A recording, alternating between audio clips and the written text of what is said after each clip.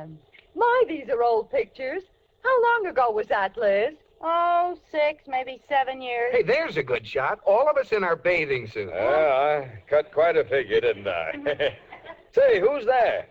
Iris, how'd you happen to let me talk to a young, slim creature like that?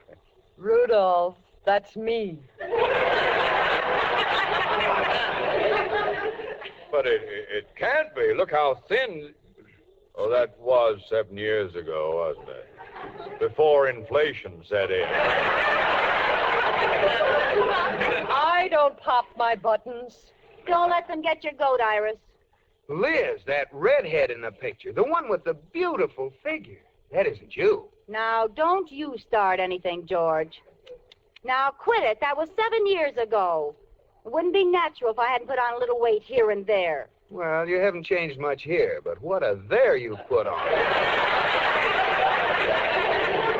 Hey, what did you turn the lights off for, Liz? I can't stand looking at myself like I used to be. Stop the pictures, George. Yeah, I think there's something wrong with them. Let's face it, Iris. Who are we kidding? We deserve the ribbing we're getting from our husbands. It's our fault for letting ourselves slip. Here, here. Never heard a woman say that before. Good girl, Liz. And you know what we're going to do, Iris? We're going to go on a diet the first thing tomorrow morning and get rid of this excess weight. That's a deal. Liz, that makes sense. Starting tomorrow morning, no starches, no sweets, nothing fattening of any kind. Right. That's for tomorrow morning. Now, for tonight, let's go down to the drugstore and have a double hot fudge sundae.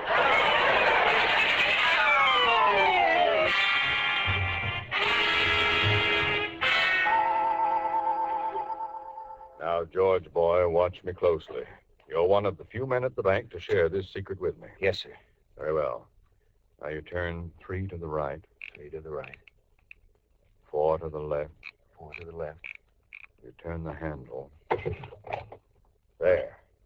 Now you know how to get a Coke out of the machine without putting in a nickel.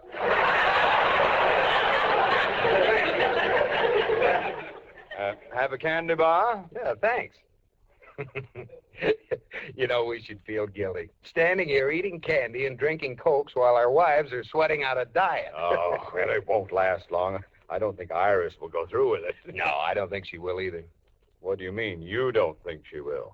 Well, you said... You do your talking about Liz. I'll take care of wrapping Iris. Well, I just thought that Iris is older and has more weight to lose. Now, just a minute. Iris may be a year or two older, but for a woman her age, she has a lot better figure than Liz. Oh, I wouldn't say that. Well, I would, and I just did. Well, Liz could lose her extra weight in half the time it would take Iris. In quarter the time. Why don't you put your money where your mouth is? What do you mean? We'll just weigh them in tomorrow, then at the end of a month, we'll weigh them in again. With the loser paying $5 a pound. Oh, brother, Liz will win in a walk. Then it's a bet, boy. You bet it's a bet, boy. What? I mean, sir. That's better. And one more thing. Just leave a nickel for that Coke you're drinking. Yes.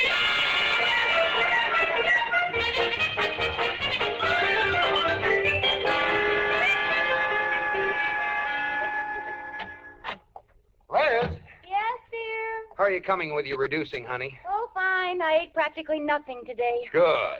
So I had to take this candy bar to keep up my energy. Here, give me that thing. Oh, well, you didn't have to throw it in the wastebasket.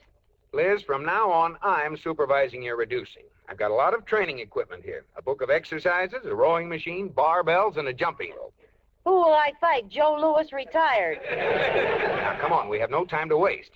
Why all this sudden interest? Well, because I love you, dear. I want to be proud of you. Why, George. And besides, I bet Mr. Atterbury $5 a pound. Oh, I might have known. Now, if I can get you down to 115, I'll stick him for $50. Well, if it's money you're after, why bother with exercise? What do you mean? Just don't feed me. I'll bet you can get me down to 50 pounds, coffin and all. Will you let me explain? No, now I'm not going to reduce at all.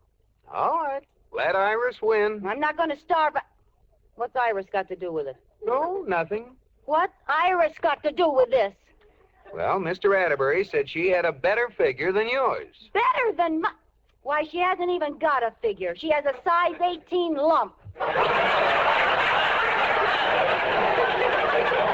Well, he thinks she can get into shape quicker than you can, so I bet him $5 a pound. Well, split it with me? It's a deal.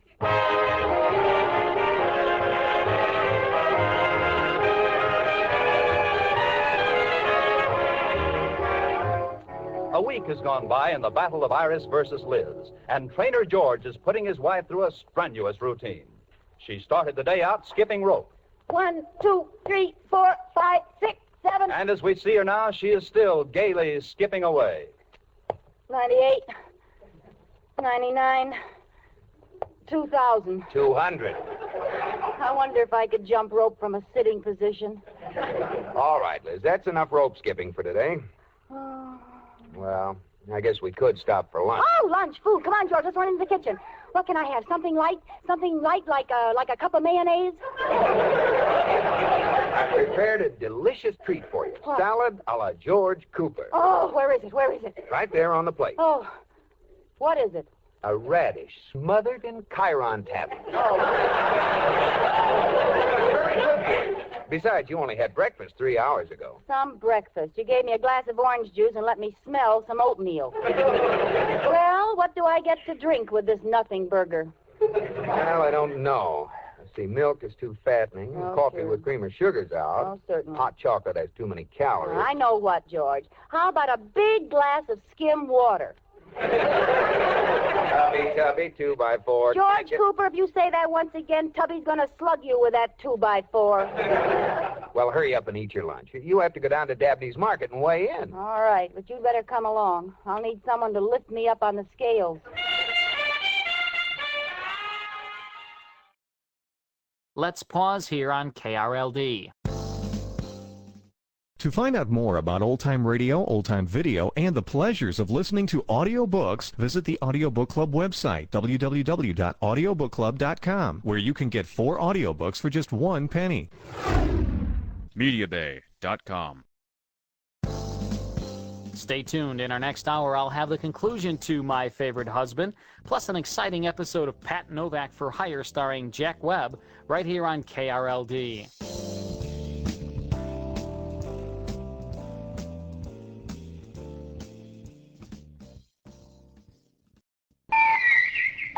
Now hear this. Now hear this. MediaBay.com. We don't know what we're going to find or what dangers we may face. Welcome back to the Radio Hall of Fame on KRLD News Radio 1080. I'm Carl Amari. Now for the conclusion to My Favorite Husband.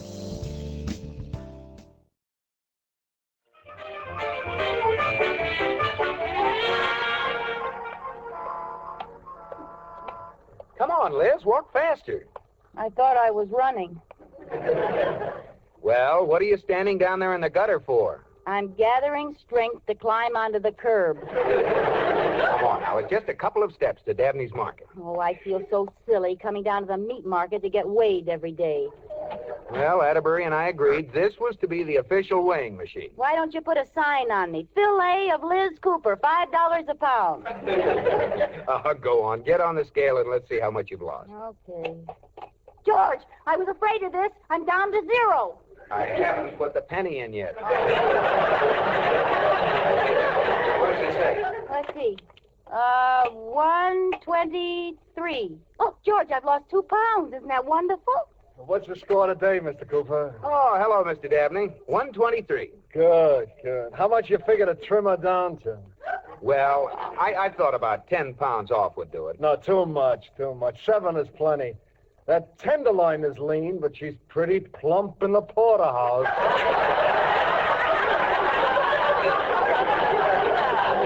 Well, I never had any complaints about my porterhouse before. I'll tell you what you do. Get rid of a couple of pounds of fat around the spare ribs, 3 more over the hocks. Anything else? Yeah, stick an apple in my mouth and shove me in the oven. I sure would appreciate it if you could bring her in at 118, Mr. Cooper. That's the number I got in the pool. Pool? What pool? Oh, didn't you hear about it? Everybody in the neighborhood's in on it. Somebody got up a pool, and I drew you at 118. Well, of all the nerve.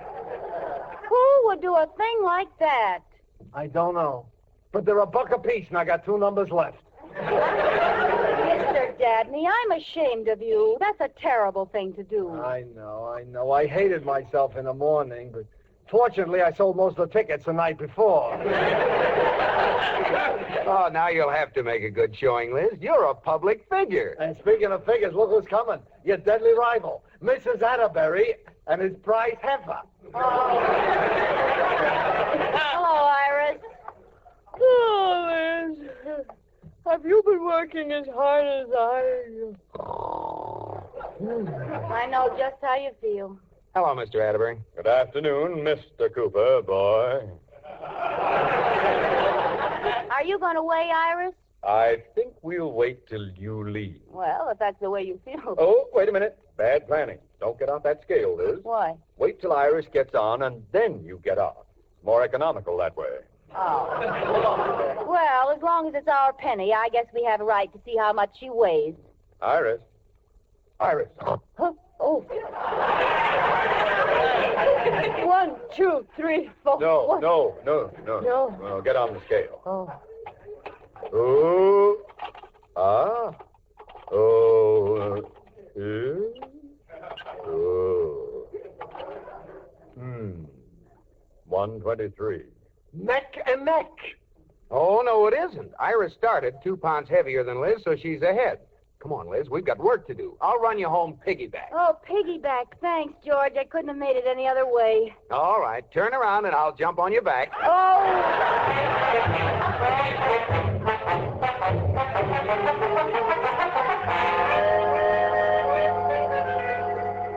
Oh, give me some more mashed potatoes, George, with lots of butter and a slice of banana cream pie. And 2 more pieces of that fried chicken. It's good. Liz, wake up. You're dreaming. Huh? What? Oh, what did you wake me up for, George?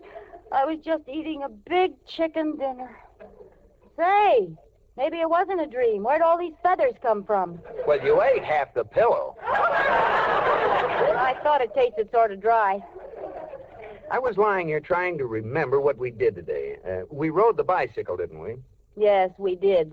Jumped rope. Yes. Rode the boat. Yes. Did we forget anything? Yes, you forgot to beat me with a rubber hose.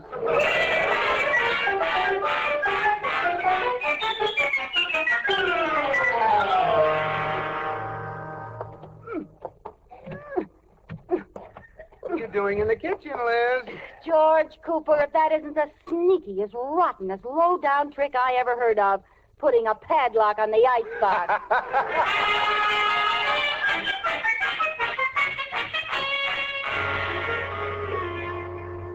Iris, I've got terrible news. Liz is down to 120. She's a pound ahead of us. I don't care, Rudolph. I'm too tired to care. Now we've really got to knuckle down. I bought a new book of exercises, and we're going to try some. Oh. Now, exercise 1.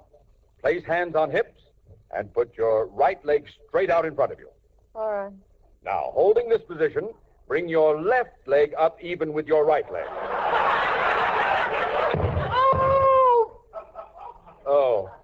Oh, my mistake. You're supposed to be lying down when you do this exercise. Now then, flat on your back. Yes, Rudolph. Put your right leg straight up in the air. Good. Now put your left leg up even with it. Iris, put your left leg up. If that isn't the silliest sight I've ever seen. She looks like a submarine.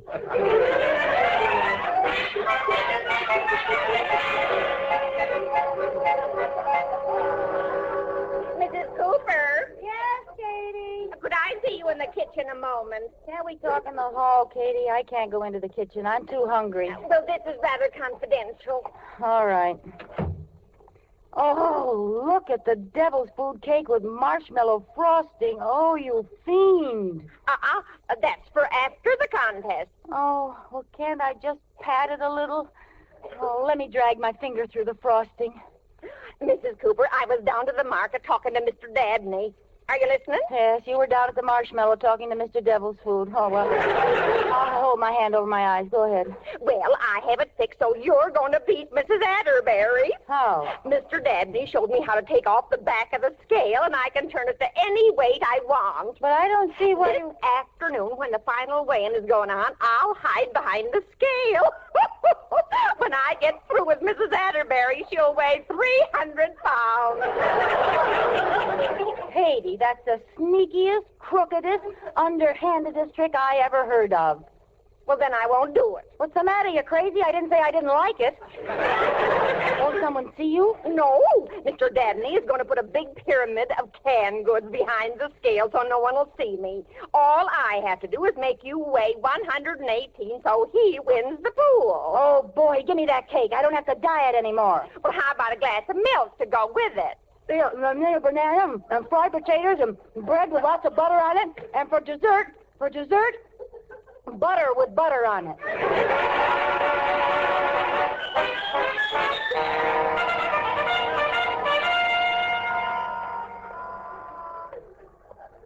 Here we are, Liz. Say, look at the crowd. Do you think they're here to see Iris and you? I know they are. Look at that sign in the window. Today, 2 o'clock, the Battle of the Bulge.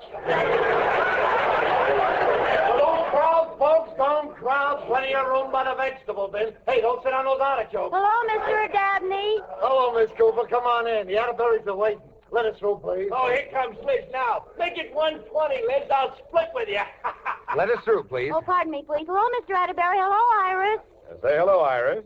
Oh, well, don't wake her up just for that.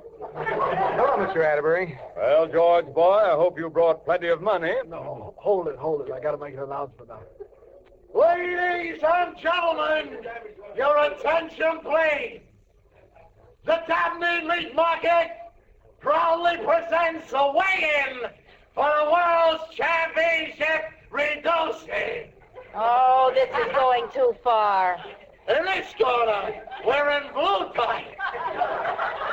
Dress. And don't you wish you knew how much? Mrs. Atterbury!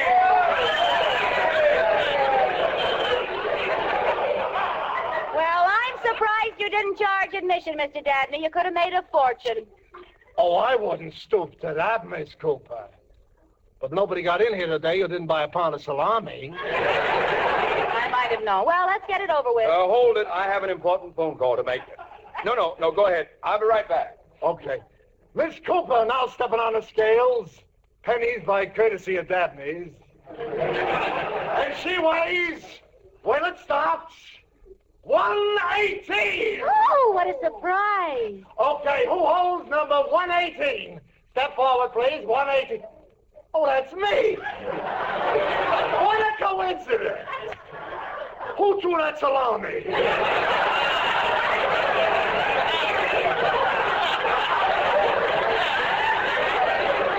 a minute. That scale doesn't say 118. You weigh 227. What? Wait, now it says 95. Look, now it says 185. Oh, there's something wrong with the scale. 118. What happened? What's going on here? Hey, what's going on under that pile of cans? It sounds like a fight. Hey, someone's crawling out from under them. Katie! Katie, what happened? Oh, Mrs. Cooper, it's awful. There was someone else under there who wanted to make you weigh more. No. Yes, I've got a good mind. Katie, don't knock the cans over.